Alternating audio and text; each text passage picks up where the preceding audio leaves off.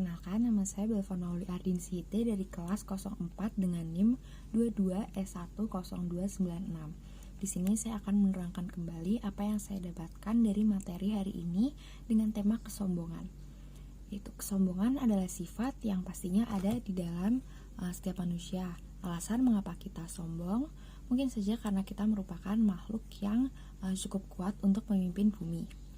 Namun kesombongan ini justru akan menjadi malapetaka bagi bumi kita. Mengapa begini?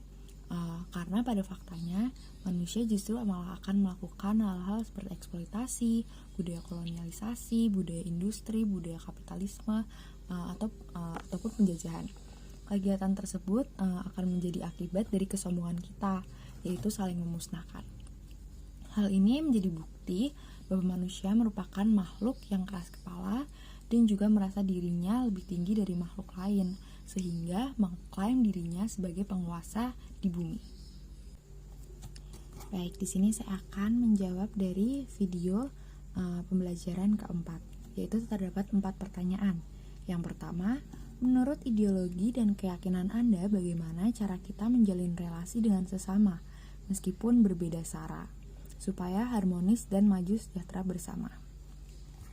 Baik, di sini sebelumnya saya akan menjawab sesuai dengan kepercayaan saya, yaitu Kristen.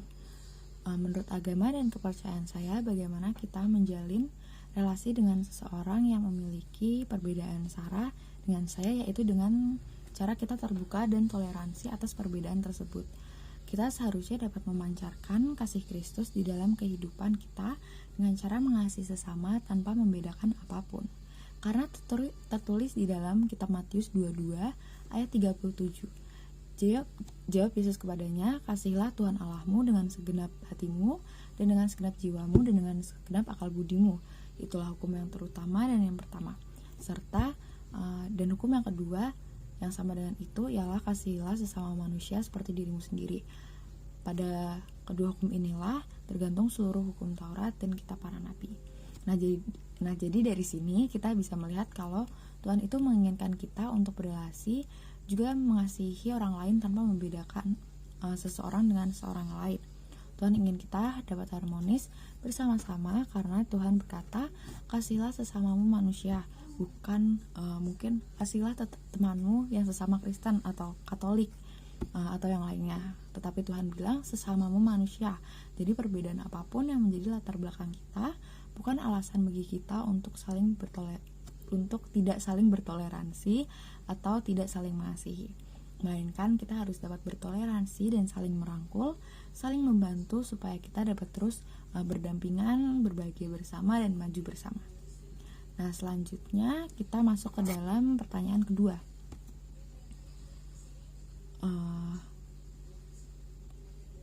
Membahas tentang pengertian kapitalisme, individualisme, konsumerisme, hedonisme.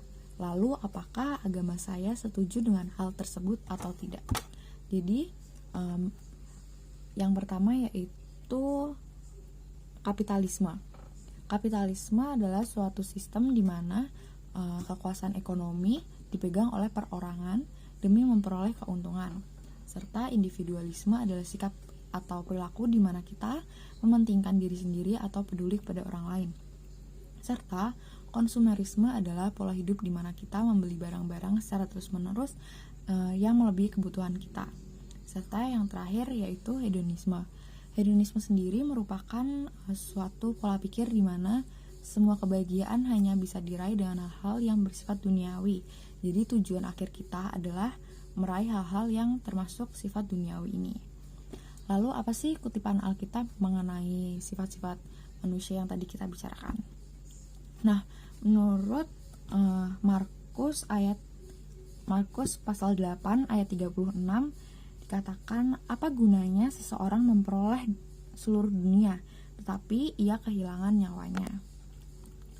Lalu menurut firman Tuhan ini saya merasakan bahwa tujuan kita hidup di dunia ini tuh tidak untuk memuaskan keinginan daging yang identik seperti hal-hal mungkin uang, harta atau emas, tetapi seperti yang Tuhan Yesus katakan, apa gunanya memiliki seluruh dunia ini kalau kehilangan nyawa?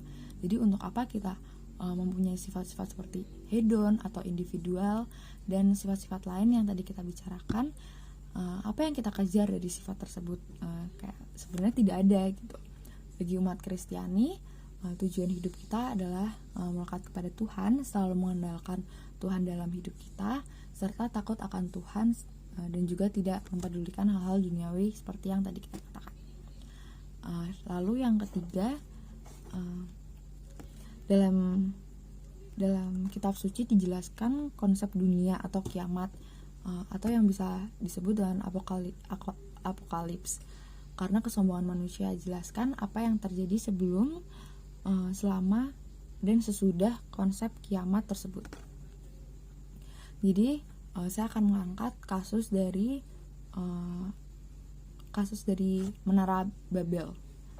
Jadi pada waktu itu sebelumnya semua orang berbahasa sama, semua orang dapat mengerti satu sama lain, dan suatu hari sejumlah suku mengadakan perjalanan ke timur. Di sana mereka menemukan sebuah tanah yang luas bernama Sinear. Kemudian orang-orang memutuskan untuk membangun suatu kota yang besar dan merencanakan membangun sebuah menara tinggi yang puncaknya itu sampai ke langit. Namun Tuhan tuh tidak suka dengan kesombongan dan rencana mereka. Lalu selama kiamat ini dimulai, kemudian Tuhan membuat orang-orang itu berbicara dengan bahasa yang berlainan. Lalu terjadilah kekacauan. Mereka menjadi bingung karena mereka tidak saling mengerti lagi satu sama lain. Mereka lari ke sana kemari, berteriak-teriak sambil melambai-lambaikan tangan. Mereka benar-benar dibuat bingung dan ketakutan. Karena tidak saling mengerti, akhirnya mereka berhenti membangun menara itu. Lalu sesudah itu, mereka pindah ke berbagai tempat di seluruh muka bumi yang sesuai dengan apa yang Tuhan kehendaki. Itulah sebabnya kota tersebut dikenal dengan nama Babel. Karena disitulah Tuhan mengacau balaukan bahasa di seluruh bumi, dan dari situlah juga mereka diserahkan Tuhan ke seluruh bumi. Baik, sekian dari saya. Terima kasih.